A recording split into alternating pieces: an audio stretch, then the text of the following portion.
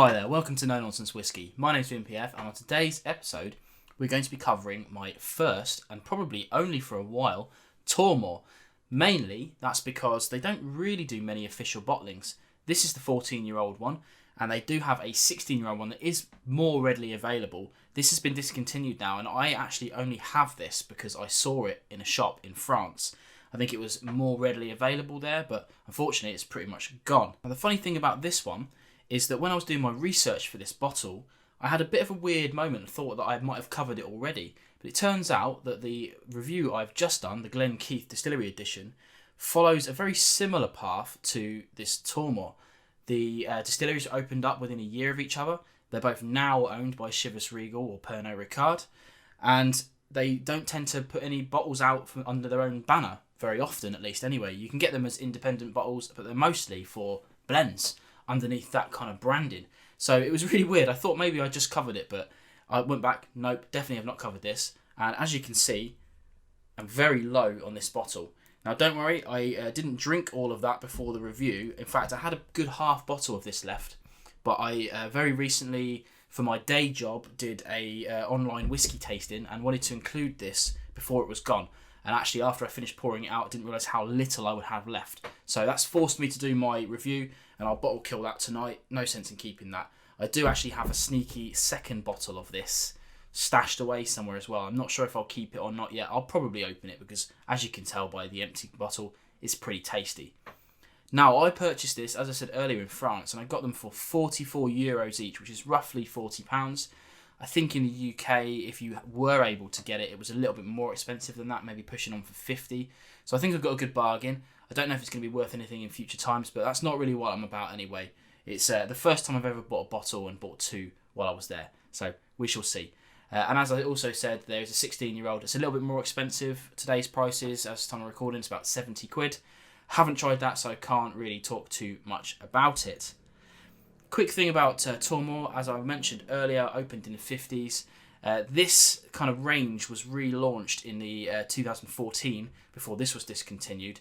They've tried a couple of times to do that kind of thing before, but it's always kind of fell on its head a little bit, which seems a bit of a shame. I don't like to see distilleries only for blends. I like to see their kind of characteristics somewhere, ideally with official bottling, but I do trust independent bottlers to make a better choice about their whiskies when they go into the bottle.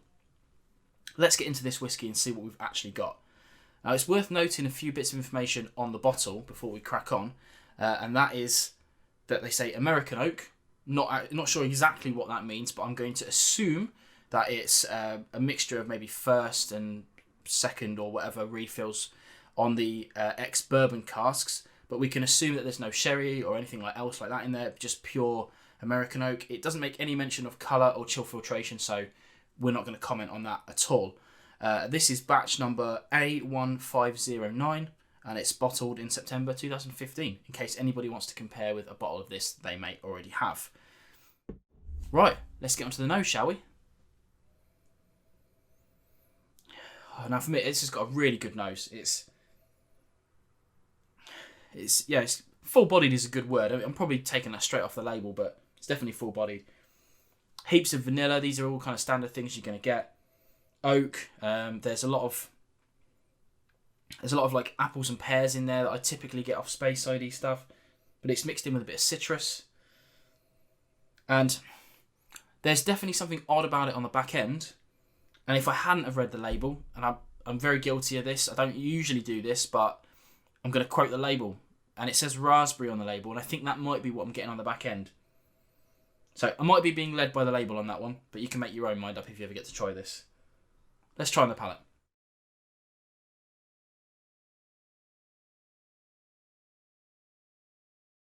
Now it's actually a little thin for 43%.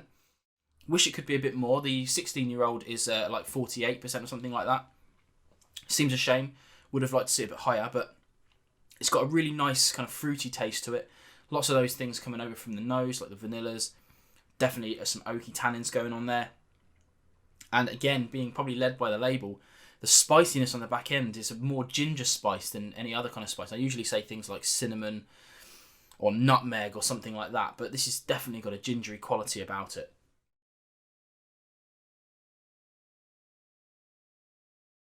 The finish is kind of medium. It's not that particularly long. Nice and spicy, nice and fruity. Generally, just a really nice dram.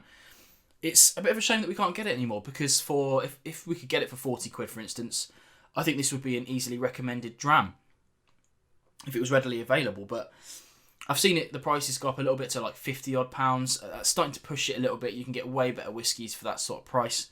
But yeah, if you manage to get a bottle of this, I'd love to know what you think. I haven't seen many reviews of it, so I'm assuming that most people didn't get it. But for me, it's just a bit of a shame that it's disappeared. You know, they've only got one other official bottling. I guess they need that liquid to go into Chivas Regal blends and whatnot underneath the kind of Pernod Ricard banner. But yeah, just seems a bit of a shame.